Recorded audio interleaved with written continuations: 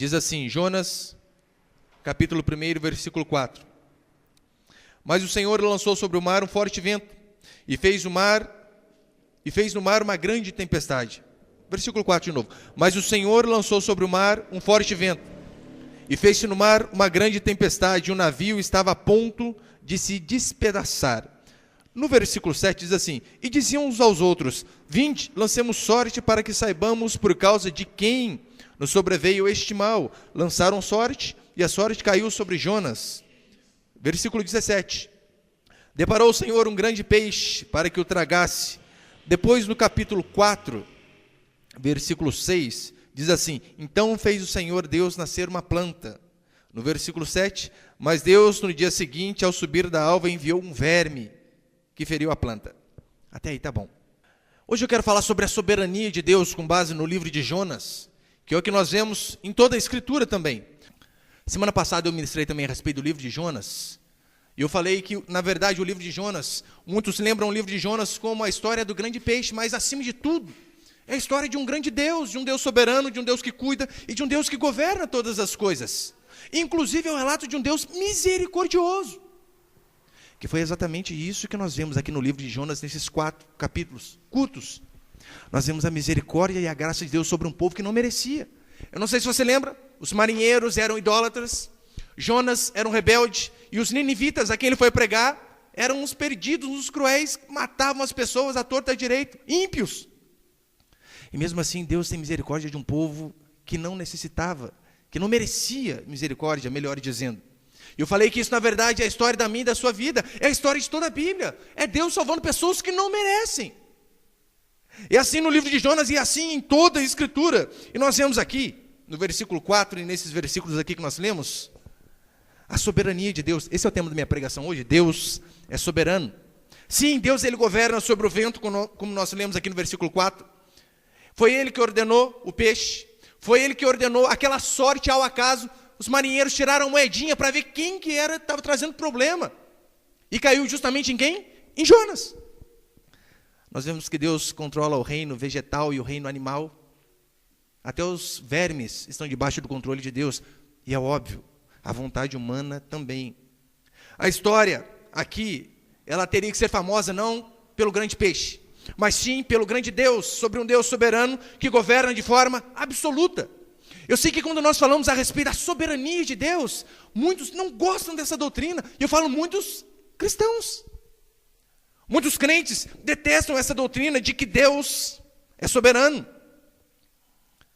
Eles acreditam, às vezes, nem da forma intelectual, mas da parte moral. As pessoas não gostam de saber que tem alguém que governa a nossa vida. Porque, convenhamos, o homem não quer ser governado por ninguém. Isso é a natureza do ser humano. Ele não quer ninguém mandando nele. Se ele pudesse, ele sentaria no trono de Deus e tomaria o lugar de Deus. Não é assim com a sua vida? Não é assim com a gente? Não é assim com as mulheres que não aceitam, às vezes, se submeter ao marido, sendo que a Escritura é bem clara, a mulher seja submissa ao marido. É os filhos que parecem que não vem a hora de fazer 18 anos, porque acham que fazendo 18 anos de forma miraculosa, não vai ser mais dependente dos pais. Ou seja, eu quero mandar minha própria vida. Uma vez meu filho, com 11 anos, falou para mim, pai, quando que eu vou poder tomar minhas decisões? Eu falei, olha, o dia que você tiver condição de comprar sua comida, pagar o seu teto, daí você pode tomar suas decisões. Agora, enquanto estiver aqui debaixo do meu teto, quem manda sou eu. Esse é o ser humano. O ser humano, ele quer ser dono da sua própria vida. Isso começou desde lá de Adão. Lembra quando Adão quis comer do fruto da árvore que não podia? Para quê? Porque ele queria ser conhecedor do bem e do mal. Ou seja, ele não queria estar debaixo do tacão de Deus, mas ele queria também ter conhecimento. Ele também queria decidir sobre as coisas da sua vida. Jesus conta uma parábola muito interessante sobre a parábola da vinha. Diz a Escritura que um homem tinha uma vinha, e então ele saiu por um tempo, e foi para outro lugar, e deixou alguns lavradores cuidando daquela vinha. E no determinado tempo ele fez o quê? Ele mandou os seus servos para recolher o fruto. Diz a Bíblia que os trabalhadores que tinham arrendado a vinha, quando viram aqueles servos vindo, o que eles fizeram? Maltrataram aqueles servos, e mandaram ele embora sem nada. E então o dono da vinha disse o seguinte, olha, não, eu vou mandar outros servos. E mandou. Novamente eles maltrataram aqueles servos. Depois ele disse, olha, eles não estão obedecendo meus servos, eu vou mandar o meu próprio filho. Meu filho eles vão obedecer. Ele manda o filho e olha o pensamento daqueles trabalhadores. Vamos matar o herdeiro, porque matando o herdeiro a vinha vai ser nossa. E Jesus depois aplica essa parábola aos fariseus, dizendo, foi assim com vocês. Deus mandou os seus servos, os profetas, vocês rejeitaram, vocês mataram. Mandou mais, vocês fizeram a mesma coisa. Mandou João Batista, o último, vocês arrancaram a cabeça dele. Depois mandou o próprio filho, e vocês também não aceitaram. Sabe por que eles fizeram isso? É porque a natureza do ser humano, eles não querem ser obedientes a ninguém. Eles não querem ter ninguém governando sobre as suas vidas, nem mesmo Deus. E eu falo que esse é o problema de muitos e muitos crentes também. Pastor, aí o senhor já está indo longe demais. Crente não quer que Deus mande na vida dele? Sim, querem, até certo ponto. Uns dizem, não, sim, o Senhor governa a minha vida, o Senhor é quem manda. Senhor, até aqui, ó, esse é o limite. A cerca para o Senhor agir na minha vida é essa. Daqui para cá, eu tomo as decisões. Se você for sincero com você, meu irmão, você vai ver que é assim. Nós somos obedientes a Deus até que a vontade de Deus entra em contradição com a nossa vontade. As duas se divergem. A opinião nossa, a vontade nossa, justamente com a vontade de Deus. Na maioria das vezes nós fazemos o quê? Preferimos a nossa vontade. Porque no fundo, nós queremos governar a nossa vida. Nós queremos ser o Senhor soberano das nossas vidas. E não deixamos que Deus tome o controle. Deus é soberano. Esse Deus é soberano, eu venho falar para você. Nós vamos fazer sempre a vontade dele, quer você queira ou não. Quer você aceite ou não. Eu quero passar aqui alguns princípios dessa história. Hoje eu vou ser bem curto, apenas 2. Primeiro princípio dessa história. Deus controla tudo e todos. Você pode repetir isso comigo? Deus controla tudo e todos. Quem controla o mundo? Quem governa o mundo? Na opinião de alguns dualistas, que são aqueles que creem em 2 deuses, né? Que esse mundo tem 2 deuses. Tem o Deus do bem e o Deus do mal. Aquelas fotinhas talvez você vê no Facebook lá, que parece Jesus de branco de um lado, disputando aquela de braço com Satanás do outro. Muitos creem dessa forma, que esse mundo é governado pelo dualismo. Existem as forças do bem e também as forças do mal. Eu venho falar para você, essa é a crença de muitos cristãos também, muitos evangélicos. Eles pensam, olha, nós temos, principalmente tem igreja, esses dias uma irmã me ligava, não é nem daqui, mas ela falando, olha, pastor, toda semana a gente tem aqui oração que quebra, desamarra, amarra para lá, amarra para cá e põe debaixo do nosso pé e pisa e marcha, porque o inimigo está furioso. Eles pensam literalmente que isso aqui é uma batalha literal. É a batalha do bem e do mal. Esses dias eu vi um apóstolo. Já não existe apóstolo, né? Sabe do que ele prega? Ele prega um fardamento do exército, porque ele está em guerra. Com coisa que aquele camuflado vai fazer alguma coisa, né? Ó, o demônio, vão obedecer, porque está de camuflado, rapaz do céu, é? Vai que o cara é operações especiais, é tão lascado. Absurdo! E eles pensam literalmente nessa questão. Olha, é uma guerra do bem e do mal. Alguns dualistas pensam dessa forma. O ateu, ele pensa um pouquinho diferente. O ateu, na verdade, crê em Deus, né? No Deus que... Deus nada, Deus ameba. No Deus explosão. Só que para o ateu, ele acredita apenas no tempo e no acaso. Todas as coisas acontecem ao acaso. E muitas das coisas são consequência de tempo. Milhões de anos, para ser mais exato. Pergunta para um ateu, olha, por que acontecem acidentes? Forças da natureza. Tsunami na Indonésia, foi apenas ao acaso placas tectônicas se chocaram e de repente matou um monte de gente. Tempestades, apenas a mãe natureza. O cristão deve pensar de forma diferente. O cristão deve pensar que Deus sim que governa de forma absoluta. Que todas as coisas que de fato acontecem estão debaixo do controle de Deus. Aqui é o que nós vemos no livro de Jonas. O vento, eles tiraram sorte depois, o peixe, a planta, até o verme. Foi controlado por Deus. Ou seja, não há nada que não esteja debaixo da ordenança de Deus. Não há nada que não esteja debaixo do controle de Deus, mas Ele consegue governar tudo. E de forma soberana e de forma absoluta. Em Abacuque 3:6 diz assim, Ele para e faz tremer a terra, olha e sacode as nações. Para mostrar que Deus de fato controla a natureza. Tsunamis, terremotos, vulcões, não são coisas que acontecem ao acaso. Mas como diz aqui a Escritura, Ele para e faz tremer a terra, olha e sacode as nações. Olha para você ver para a natureza, aquelas pragas do Egito, foram enviadas por quem? Ao acaso? Ou foi Deus mandando uma por uma?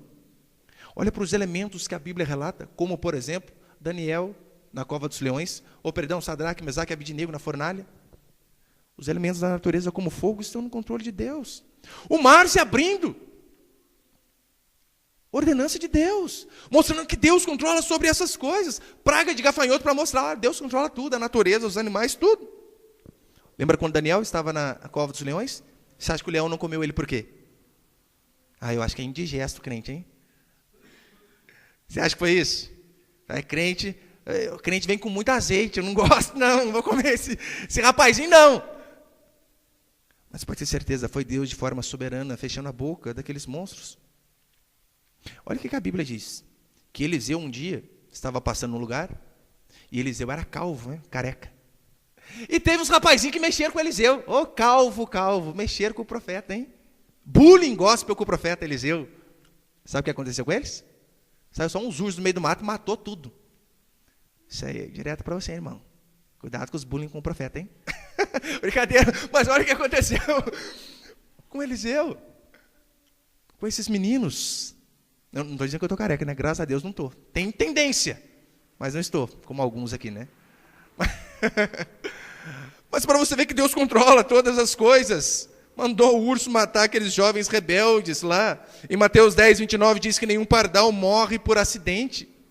Mas que tem um pardalzinho que você nem sabe que talvez morreu. Ou talvez que você deu xilingada lá quando você era pequenininho, né? Bichinho no fio, pau, xilingada nele. Diz a Bíblia que até aqueles bichinhos, todos têm um funeral digno diante de Deus, estão todos contabilizados. Nenhum deles cai ao acaso, nem mesmo o acaso deixa de estar no controle de Deus. Em Provérbios 16, 33 diz assim: a sorte se lança no regaço, mas do Senhor procede toda a decisão. A sorte se lança no regaço. É mais ou menos o seguinte, quando você pega uma moedinha para jogar cara ou coroa, a sorte se lança ao regaço, mas do Senhor procede a decisão. Ou seja, Deus sabe, determina se vai dar cara ou coroa. Foi exatamente o que aconteceu aqui com Jonas. Aquela sorte que os marinheiros tiraram, não disse que foi cara ou coroa, né? Isso não tinha moedinha naquela época. Mas traduzindo para nós, para ficar fácil, eles jogaram a moedinha para cima, mas deu em Jonas, porque aquilo também estava debaixo do controle do Senhor. A Bíblia diz que um rei chamado Acabe, um rei perverso, ele então era um rei muito mau, ele foi para uma guerra disfarçado, não foi como rei, porque ele sabia, as pessoas vão tentar matar o rei, e o profeta tinha falado para ele, se você for para a guerra você vai morrer, e ele mandou prender o profeta e disse, prende ele aí até que eu volte a salvo. Olha o que o homem de Deus disse para ele, se você voltar a salvo, Deus não falou através da minha boca. E diz a Bíblia que Acabe vai para a batalha, sem a coroa, disfarçado, e um rapaz do outro exército, ao acaso entesa o seu arco, solta a flecha que ao acaso acerta bem na junta de Acabe, onde não tinha armadura. Apenas para se cumprir o que o profeta disse. Então até o acaso está debaixo do controle do Senhor. Os homens estão debaixo do controle de Deus, sejam ímpios ou crentes, pobres ou poderosos. Desde o profeta Jonas, rebelde, até os ímpios mais poderosos do mundo, segundo a Escritura, estão debaixo do controle de Deus, porque Deus é soberano. Os reis, todos eles, governam apenas com permissão de Deus. Não pense, fulano foi eleito presidente do nosso país, foi o povo que elegeu. Não, diz a Bíblia que é Deus. E muitas vezes Deus elege como juízo sobre nossas vidas. Olha o que diz Provérbios capítulo 21, versículo 1. Como ribeiros de águas, assim é o coração do rei na mão do Senhor. Este, segundo o seu querer, o inclina. Então, como ribeiros de água, assim é o coração do rei na mão de Deus. É Deus que inclina. É Deus que faz. É Deus que governa. Quem governa? É o que a Escritura nos ensina. A Bíblia diz que em Lucas capítulo 2, quando fala a respeito da história do nascimento de Jesus, olha que interessante, Lucas 2:1. Naqueles dias foi publicado um decreto de César Augusto, que era o imperador da época, convocando toda a população do império para recensear-se, ou seja, para contar. Maria estava grávida, estava prestes a dar à luz, e segundo a Escritura, o Messias teria que vir de Belém. José e Maria estavam em Nazaré da Galileia. Esqueceram de avisar eles, hein? Não li a Bíblia, provavelmente, José e Maria, né? Tinha que ir para lá. Diz a Bíblia que Deus, de forma soberana, usa um governador ímpio, um imperador ímpio, para fazer um censo. E então aquele governador disse, olha, nós vamos contar o povo. Só que para contar o povo, cada um tem que ir para a sua cidade natal. Diz a Bíblia que José pega a sua esposa grávida e vai para Belém, que era a cidade natal dele. E lá em Belém acontece de se cumprir os dias de Maria. E ela então tem o menino Jesus. E logo após isso aparece a seguinte frase: para se cumprir o que estava escrito. Ou seja, que o menino nasceria em Belém. Então todas as coisas estão debaixo do controle do Senhor. Ciro também, olha o que diz 2 Crônicas 36. 2 Crônicas 36, 22 diz assim: porém, no primeiro ano de Ciro, rei da Pérsia, era um rei comum, para que se cumprisse a palavra do Senhor por boca de Jeremias, despertou o Senhor o espírito de Ciro, rei da Pérsia, o qual fez pregão, e por aí vai. Calma aí, então, até os reis, nenhum deles governam do jeito que quer, mas tudo o que eles fazem estão debaixo do controle de Deus. Tudo está debaixo do controle de Deus, até mesmo os homens maus. Judas traiu a Jesus Cristo, mas até essa traição estava debaixo do controle de Deus, porque através dessa traição, desse coração maligno desse homem, diz a Escritura que diz a palavra que a Escritura se cumpriu, porque convinha que ele fosse traído, ainda por 30 moedas. Ou seja, nada foge do controle do Senhor. Nabucodonosor, que foi um rei tirano, assassino, terrível. Sabe como que Deus chama Nabucodonosor? Chifrudo, filho do capeta. É nada. Nabucodonosor, meu servo. Traduzindo para hoje, Dilma e Lula, meu servo. Vou usar vocês para arrebentar com esse povo aí, 16 anos, hein? É óbvio, todos esses maus políticos também, não só eles. A maldade do homem ainda está debaixo das mãos de Deus. Pastor, o senhor está falando que Deus faz mal? De forma alguma. De forma alguma. Amós 3,6 diz assim: tocar-se a trombeta na cidade, sem que o povo estremeça? Sucederá algum mal à cidade, sem que o Senhor o tenha feito? Não no sentido de que o Senhor faz o mal, mas de que o Senhor controla o mal. Como diz a Escritura, não é Deus que coloca a maldade no coração do homem, mas o coração do homem por si só já é mau. E Deus apenas usa a maldade, muitas vezes, do coração do homem para cumprir os seus propósitos. Ou você acha que Jesus ficou assustado quando Judas traiu ele? Ai, ele era tão amigo meu, não acredito que ele fez isso comigo, rapaz. Judas, mas eu gostava tanto de você, fiquei decepcionado. Você acha que foi essa a reação de Jesus Cristo? Claro que não. Mas você lembra? Ele está lá na ceia, diante de Judas, o que ele disse? O que tem para fazer, faz logo. Ele sabia. Porque todas aquelas coisas estavam no controle dele. É mais ou menos o seguinte: o homem por si só é homicida. Não é Deus que colocou homicídio no coração do homem. Só que Deus, em sua soberania, muitas das vezes para subjugar o seu próprio povo e para punir os erros e pecados, Ele apenas solta o ser humano para fazer aquilo que ele é acostumado a fazer, ou seja, coisas malignas. Esse dia eu estava na casa do irmão, o irmão tem um pitbull, e é novo o pitbull ainda, né? Só que aquele bicho é forte. Eu vendo o irmão passear com o pitbull na rua, eu falei: irmão, o cachorrinho está dando uma volta com você? É? Porque o cachorro estava levando o irmão, tão forte que é o bicho. E eu fui entrar na casa do irmão e falei: irmão, mas segura esse bicho. Meu Deus do céu, tem 3 filhos para criar agora, hein? O irmão segurou aquele cachorro lá até eu entrar. Depois que ele soltou, meu irmão, o bicho veio igual um doido para cima da porta. Ele não pegou eu, né? Estava por lá de dentro. Você sabia que Deus ele faz mais ou menos assim com o ser humano? O ser humano tem aquela natureza do pitbull, destruidora. Só quer matar e destruir. E Deus segura, muitas vezes, dizendo: não vai fazer mal.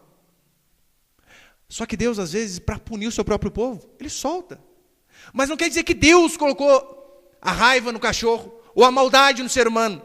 Ele já é daquele jeito. Deus apenas, às vezes, solta um pouquinho a mão, para que o ser humano faça aquilo que já está dentro do seu coração. E assim que Deus age. Deus controla os homens crentes. Deus controla a minha e a sua vida. Não adianta você querer fazer algo, meu irmão, que seja fora da vontade do Senhor. É prejuízo para a gente mesmo.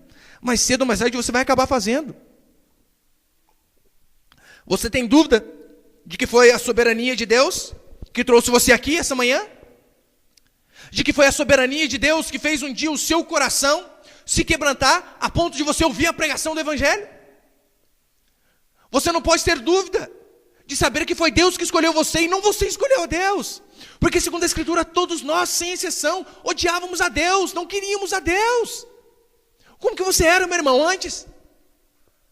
Eu tenho certeza, falava de crente para vocês, eu arrilhava os dentes. Eu era assim. Todo ser humano é assim.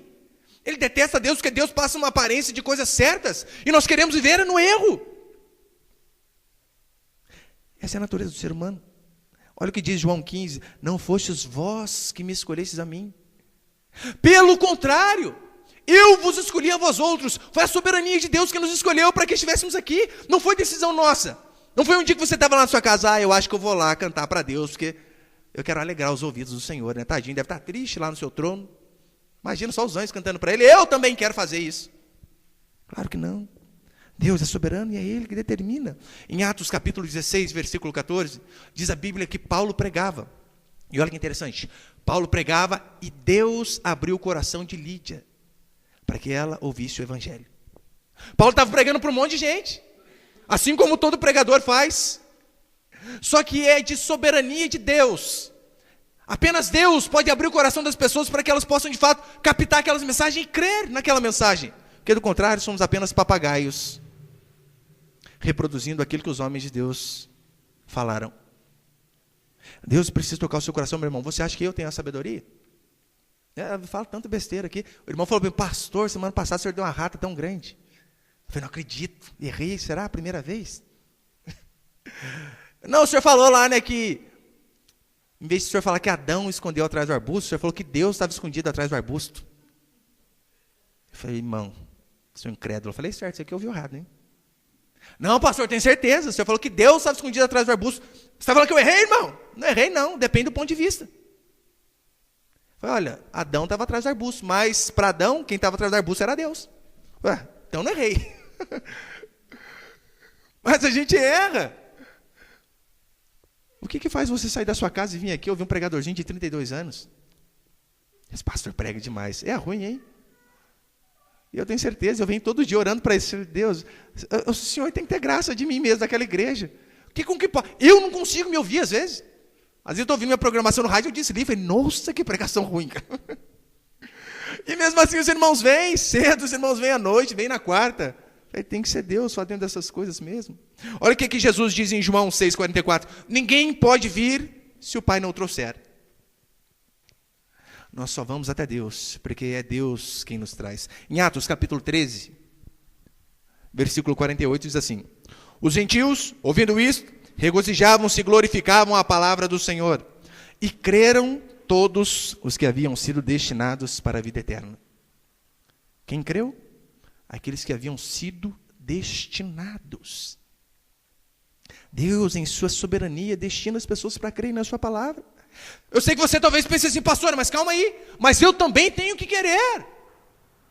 Deus faz a parte dele e eu faço a minha. Não, não é assim que funciona, infelizmente.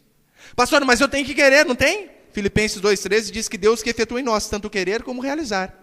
Ou seja, quando você quis é porque Deus colocou no seu coração primeiro que você quisesse. Pastor, mas calma aí, eu pelo menos tenho que ter fé. A fé eu tenho que ter. Efésios 2, 8 e 9. Porque pela graça sois salvos. Pela graça, né? A palavra é de graça. Porque pela graça sois salvos mediante a fé. E isso não vem de vós, é dom de Deus. Isso não vem de obras para que ninguém se glorie. Traduzindo o que Paulo está dizendo aqui é o seguinte, olha, vocês são salvos é pela fé. E isto, a fé é um dom. Dom é presente. Sabe quando você ganha um presente? Você não fez nada e ganhou um presente? Deus diz que até a fé que nós temos para crer nele e sermos salvos, foi Deus que deu esse presente para mim e para você. Além do mais, Romanos 2,4 diz assim: ou desprezas a riqueza da sua bondade, tolerância e longanimidade, ignorando que a bondade de Deus é que te conduz ao arrependimento. O que nos conduz ao arrependimento? Eu vi que eu preciso melhorar sozinho. Não, eu vi que eu preciso buscar Deus. Diz a Bíblia que é a bondade de Deus que nos conduz ao arrependimento. E isso vai ter implicações bem práticas na sua vida, no seu dia a dia. A partir do momento que você de fato entende a soberania de Deus, de que Deus é soberano e Deus escolheu você, independente daquilo que você faz, mas escolheu você para fazer coisas. Não escolheu você por aquilo que você faz, mas para você fazer. Que você não vem ao culto para ser aceito, mas porque você foi aceito, você vem. Quando você entende esse princípio da soberania do Senhor, isso vai implicar na sua vida, no seu dia a dia. Primeiro que vai ser uma fonte de fé na sua vida. Isso nos traz fé. Saber da soberania de Deus Eu sei que alguns pensam o seguinte: olha, mas calma aí. Se Deus é soberano, se Deus determina todas as coisas, para que orar? Para que trabalhar? Não é? É Deus que faz. Pastor, o que adianta eu sair procurando emprego? É Deus que determina se eu vou trabalhar aqui ou ali. O que adianta eu orar para a pessoa ser salva, se é Deus que determina quem vai ser salvo? Talvez esse foi seu pensamento. Ou seja, o meu pelo menos foi durante muito tempo. Para quê? Se Deus é soberano, não é necessário, então, orar, trabalhar, se esforçar. Sabia que é justamente o contrário? É muito pelo contrário. É justamente porque Deus é soberano que nós podemos orar. Daí você está lá precisando de um emprego para sustentar a sua família. E se você não acredita que Deus de fato é soberano, que Ele reina sobre a economia, que Ele reina sobre as empresas, que Ele reina sobre os patrões, ora, daí você não ora. Agora, por crer que Deus governa, que Ele é soberano, que Ele reina sobre essas coisas, nós podemos orar: Senhor, abre a porta de um emprego. Senhor, me dá um aumento de salário. Senhor, cuida da minha vida. Para que pregar, se é Deus que escolhe? É justamente o contrário. Porque Deus é soberano, é que nós pregamos, é que nós convidamos as pessoas para vir à igreja. É justamente por isso. Porque nós sabemos que Ele pode salvar pessoas assim como os ninivitas. Pessoas cruéis, pessoas perversas, e Deus salva aquelas pessoas. E justamente porque Ele salvou a elas, nós cremos que Ele é soberano também para salvar a nossa vida, para salvar o alcoólatra, o drogado, o presidiário, o ladrão, o homicida, para salvar o seu cônjuge, para salvar os seus pais, para salvar os seus parentes, seus amigos. É por esse motivo que nós oramos, porque nós cremos que Deus, Ele é tão soberano que Ele pode intervir na vontade do homem. Porque a vontade do homem, naturalmente, é que o homem não busque a Deus. Agora, como Deus é soberano, e a vontade dele está acima da vontade do homem, nós podemos orar dizendo: Senhor, tem misericórdia da vida daquelas pessoas. Tem misericórdia deles, porque é somente o Senhor que pode reverter esse coração duro e converter aquele coração duro de pedra em um coração de carne. É justamente porque Deus é soberano que nós podemos orar para que assassinos como Moisés venham ser salvos. Moisés matou um homem. É justamente porque Deus é soberano que nós podemos orar para que religiosos como Paulo de fato se convertam. Justamente porque Deus é soberano, nós podemos orar para que corruptos como Mateus se converta.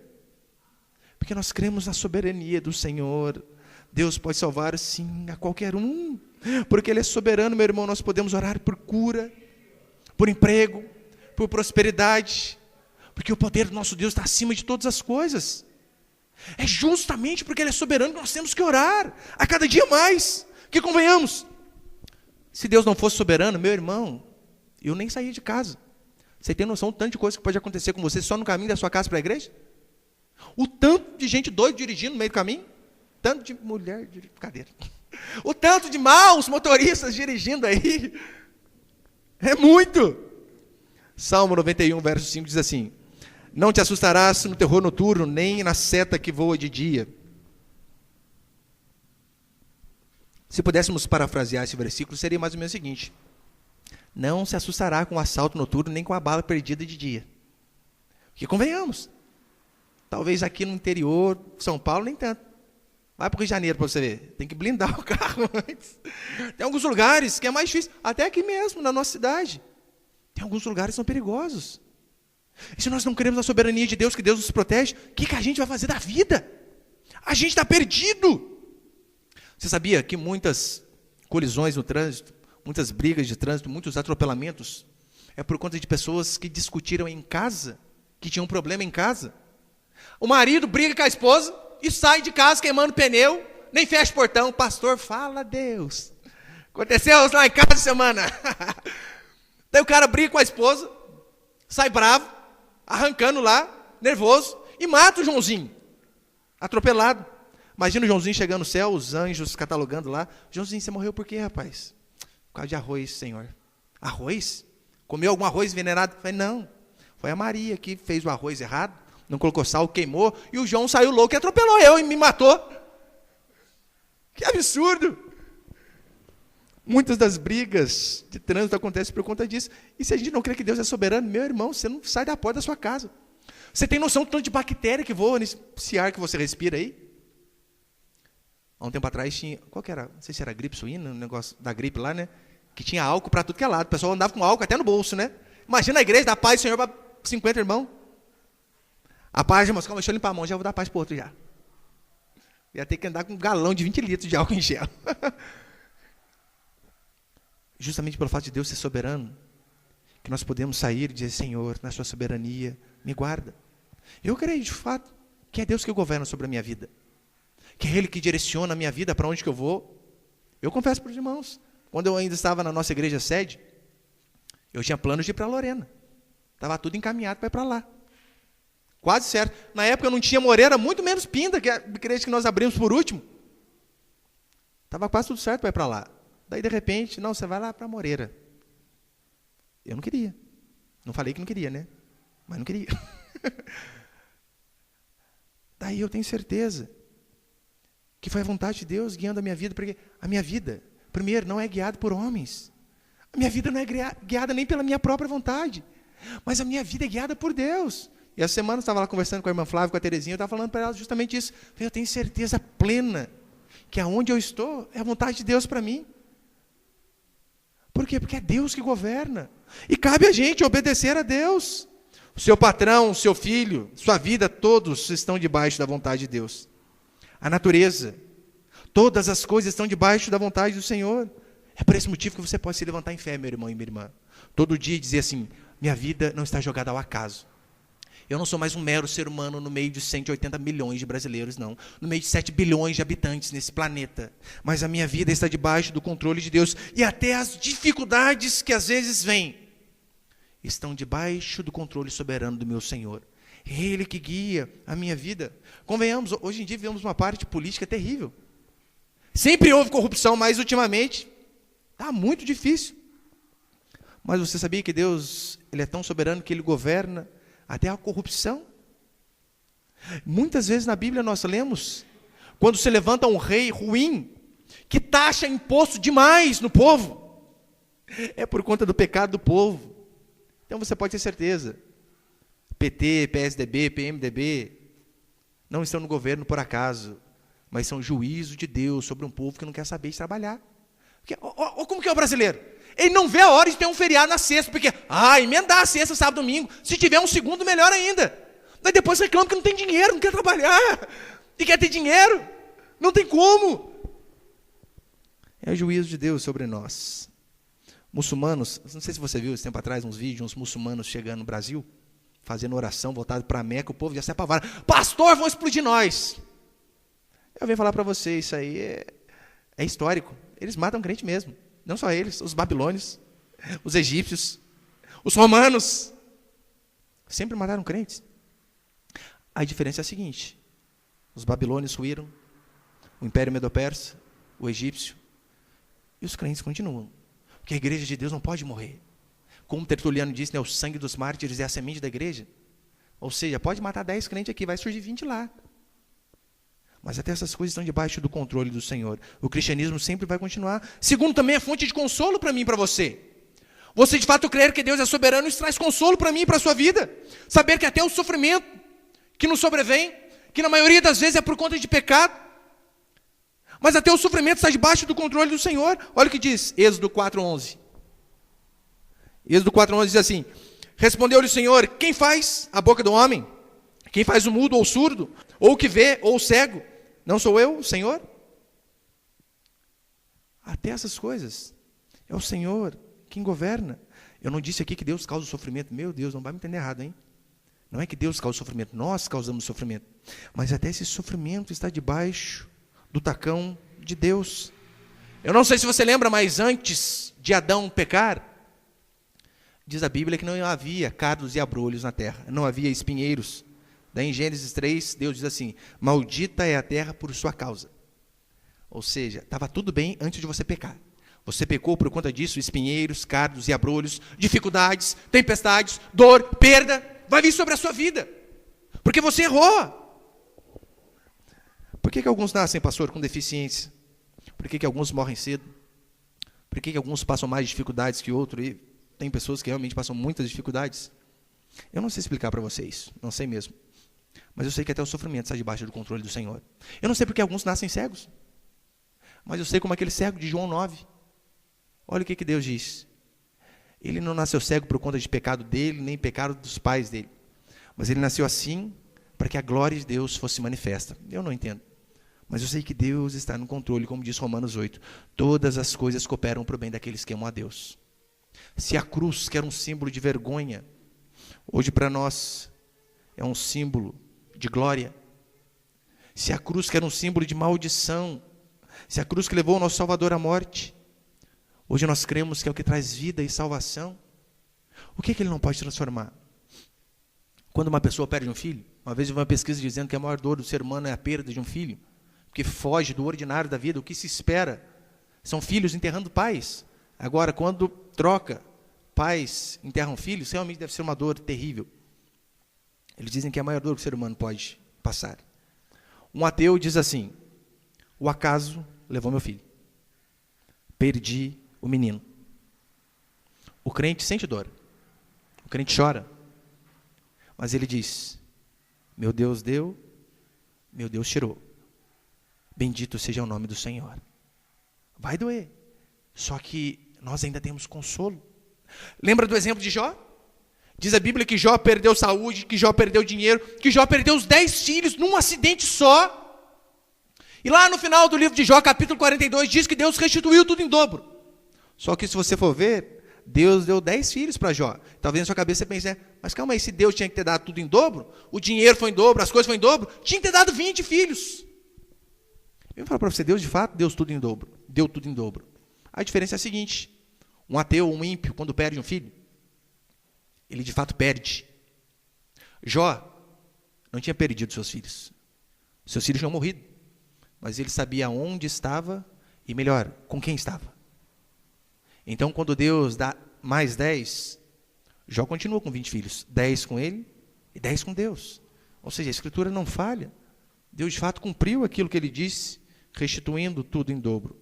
É por esse motivo que Jó pôde se levantar mesmo depois da perda e dizer que Deus governa a vida dele, porque ele sabia que ele veria os seus filhos novamente. Agora, quem não crê em Deus, não tem propósito, e a dor é óbvio que é maior. E segundo, e último para encerrar, os propósitos de Deus se cumprem. Você pode repetir isso comigo? Os propósitos de Deus se cumprem. Olha o que diz Isaías 14, 27. Porque o Senhor dos Exércitos determinou: quem, pois, o invalidará? A sua mão está estendida, quem, pois, a fará voltar atrás?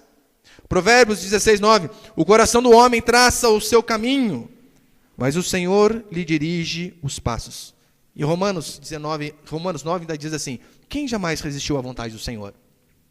Ou seja, aquilo que Deus determina, meu irmão.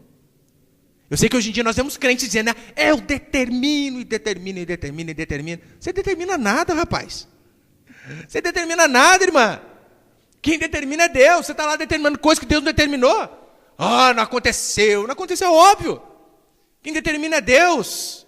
Você apenas obedece aquilo que Deus determinou e pronto. Quem jamais resistiu à vontade do Senhor? Eu sei que alguns dizem o seguinte: pastor, mas Deus não faz nada que eu queira. Ou Deus não faz nada que eu não queira. Pastor, Deus não interfere no livre-arbítrio do ser humano. De onde você leu isso aí? Frase Facebook, né? Aquelas frasezinhas prontas lá. Para-choque, caminhão. Na Bíblia não tem isso. Quem diz que Deus não faz nada que você não quer? Pastor, mas as coisas não é assim não, hein? Jonas, Deus não sugeriu para Jonas: Jonas, teria a possibilidade, se a sua agenda estivesse tranquila, você pregar em Nínive? Foi isso que Deus fez? Deus deu uma ordem: desponte, vai para Nínive. Eu gosto desse verbo, né? Desponte, imperativo, ordem. Vai! Jonas não quis ir, mas foi. Gideão também aconteceu a mesma coisa. Deus disse: Gideão, vai lá guerrear contra o povo. Olha o que Gideão disse: Senhor, mas minha família é a menor aqui da minha terra. Vai, Gideão. Senhor, mas eu sou o menor da minha família, só dando desculpa para não servir a Deus, para não obedecer a Deus. O que Deus disse? Rapaz, vai! E Gideão foi. Eu amo a Bíblia porque até os sacerdotes, eles eram apenas informados do serviço. Deus não solicitava a eles: olha, vocês podem me servir? Não, olha, você vai servir. Esse é um mandamento sobre a sua vida. Paulo, olha o que Paulo diz: Paulo, servo de Cristo. Servo é escravo. Eu sou escravo. Paulo, apóstolo, não da vontade dos homens, mas da vontade de Deus. Ou seja, eu sou apóstolo porque eu quis, não, é Deus que mandou. Não, eu não seria. É bem provável. Pastor, mas Deus é um cavalheiro. Você já ouviu isso aí, né? Deus é um cavalheiro, pastor. Deus não arromba nada. Ainda cita Apocalipse, né? Eis que estou à porta e bato. É verdade. Ele bate. Se não abrir, ele arromba. Você pode ter certeza que vai fazer a vontade dele. Quer você queira ou não. Se você acha que o diabo é truculento, meu irmão, você não viu Deus. Lá em Romanos, quando diz que diante do Senhor todo joelho se dobrará, Paul Washer, ele explica isso, eu creio, de forma bem correta. A Bíblia está escrito, olha, diante do Senhor todo joelho se dobrará. Daí Paul Washer explica da seguinte forma, quando Deus diz essa sentença, que todo joelho vai se dobrar diante do Senhor, é que alguns se dobrarão por bem, reconhecendo que só há um Deus, que só há um Salvador, e que eles são pecadores, mas aqueles que não reconhecerem, Deus vai quebrar a rótula do joelho deles, mas que de fato todo joelho vai se dobrar diante de Deus. E essa é a verdade, que aquilo que Deus diz, de fato, se cumpre. Se cumpre. Em Atos 26, na conversão de Paulo, olha o que Jesus disse para Paulo. Paulo, na verdade era Saulo ainda, né? Saulo, dura coisa a recalcitrares contra os aguilhões. Traduzindo para nós, aguilhão, eu acho que eu coloquei a foto ali, põe por favor, Flávio, as duas. Aguilhão era uma vara com uma ponta de ferro, que os cowboys, que os fazendeiros usavam para conduzir o gado. O gado, quando ele começava a ir para fora do caminho, era só uma espetadinha, ele voltava para o caminho rapidinho. E olha a ilustração que Jesus dá para Paulo. Saulo, dura coisa a recalcitrar contra os aguilhões. Ou seja, dá coice nessa lança. Porque convenhamos, um boi que dá um coice na lança dessa aí, quem que sai no prejuízo? É o boi ou o fazendeiro? É o que Paulo está dizendo para mim e para você. Dura coisa é você não querer fazer a minha vontade. É dar murro em ponta de faca. Obedece. É muito mais fácil. Israel pecava, e o que Deus dizia? Não, está tudo bem. Vocês são uma bênção, eu aceito vocês. Não. Israel pecava e vinha paulada no meio da cabeça. Jonas não quis obedecer a Deus, mas obedeceu à força. Reis não podiam contra a vontade de Deus. O que você vai achar? O que faz passar pela sua cabeça que você pode resistir à vontade de Deus?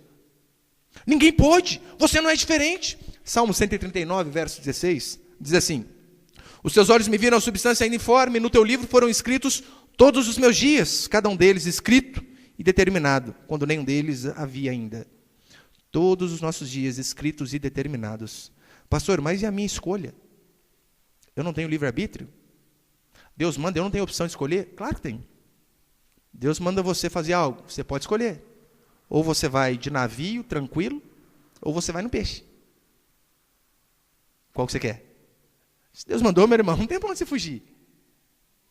Não é mais fácil nos quebrantarmos de uma vez? Meus meninos, às vezes eu estou lá em casa, eu vou sair à tarde e eu falo para eles, né? Filhos, vai lá, lava o carro para o pai, está sujo, eu vou dar R$2 para cada um. Esses dias, pai, não, eu fui bonzinho, né? Ó, termina essa queda de videogame aí, desliga e lava o carro para o pai, eu vou dar R$2 para cada um. Pai, agora? Desliga o videogame agora e vai lavar o carro, não vão ganhar dinheiro. Eles tinham opção de obedecer primeiro, né? E tranquilinho. Eu não lembro qual dos dois não gostava de feijão. Já viu pobre que não gosta de feijão? Não existe o caso, né? O que mais tem na mesa é arroz e feijão. Não dá para fugir muito. Não, pai, eu não gosto de feijão. Você vai sentar e só vai sair da mesa, vai comer tudo feijão. Você escolhe, ou você come pouco feijão ou muito feijão. E às vezes eu colocava um temperinho do lado, né? Deixava o chinelo em cima da mesa. Você só sai, é a hora de comer. Pastor, mas isso aí não é ser ditador? Eu confesso para os irmãos, pode ser. Vindo de um ser humano maligno, como eu, mal, posso ser ditador. Impor as coisas. Mas vindo de um Deus amoroso, não é ser ditador. É querer o bem para os seus filhos. Não é errado. Você, às vezes, obrigar o seu filho a fazer algumas coisas. Porque, convenhamos, o que uma criança pode fazer de certo? Que ele quer ficar jogando lá o joguinho, o Clash Royale, virar o joguinho, chegar na Arena 20 e pronto, acabou. Esse é o sonho da vida dele. Se eu obrigo os meus filhos a comer legumes, a ser bem educado, a cumprimentar os irmãos, eu sou um pai falho. Eu sei que isso é para o bem deles. Porque enquanto eles são pequenos, quem decide que é bom para eles sou eu, é minha esposa. Eles não sabem o que é bom para eles. Deixa o seu filho comer o que ele quer. Batata frita, pizza, cheeseburger, é só isso que vai comer. Eu duvido que ele vai falar, pai, faz uma saladinha de brócolis hoje, por favor. Estou com vontade de comer isso aí. Eu duvido. Então nós que decidimos o que eles querem. Agora, se nós queremos o bem para os nossos filhos, quanto mais Deus. Quanto mais Deus. Olha o que diz Romanos 12:2, e não vos conformeis com este século, mas transformai-vos pela renovação da vossa mente, para que experimenteis qual seja a boa, perfeita e agradável vontade de Deus. Essa é a vontade de Deus para mim e para você? Sempre ela é boa, perfeita e agradável. Eu sei que às vezes pode não ser boa para o nosso ego. Pode não ser boa momentaneamente para nós. Mas se de fato Deus mandou, meu irmão, eu peço para você, eu imploro, meu Deus, obedece logo. Porque você pode ter certeza que vai trazer benefício para você, para toda a sua família. Se entregue a Deus de fato e sem reservas. Não fique recalcitrando, dando murro em pão de faca. Eu falo para você, eu já fiz isso.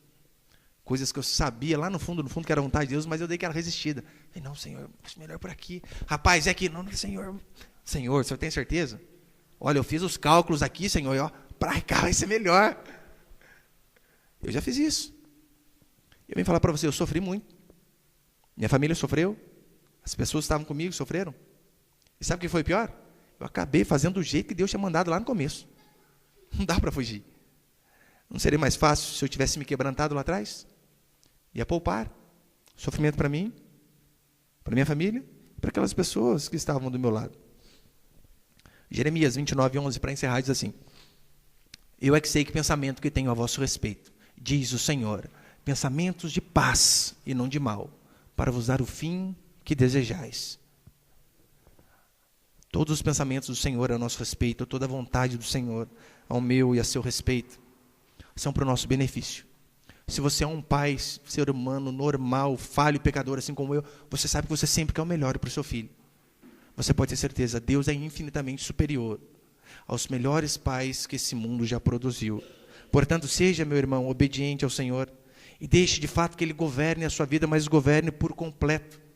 Não tenha reservas diante do Senhor, mas se o Senhor determinou, se o Senhor mandou, diga como os homens de Deus diziam: Senhor, eis-me aqui. Cumpra-se em mim o teu querer. Faça como Maria. Maria não entendeu muito. Você vai ter um filho, mulher. Ou melhor, jovem. De quem? Do divino. Quem que é divino? Divino Espírito Santo. E ela sem entender. Mas olha a frase dela: que se cumpra em mim o teu querer. Ela poderia ser hostilizada, que convenhamos, quem acredita num negócio desse? Mas o José, acho que foi pior ainda, né? José, sua esposa está grávida, mas fique em paz, é de Deus. É do Espírito Santo. Tinha um cabo que trabalhava comigo na aeronáutica, que chamava Espírito Santo. Está grávida do Espírito Santo, já pensava que era ele, já. Mas, mesmo assim, eles se submeteram à vontade de Deus. Porque a vontade de Deus é sempre boa, perfeita e agradável. Amém, meus irmãos e irmãs? Você pode ficar de pé por um instante, por favor?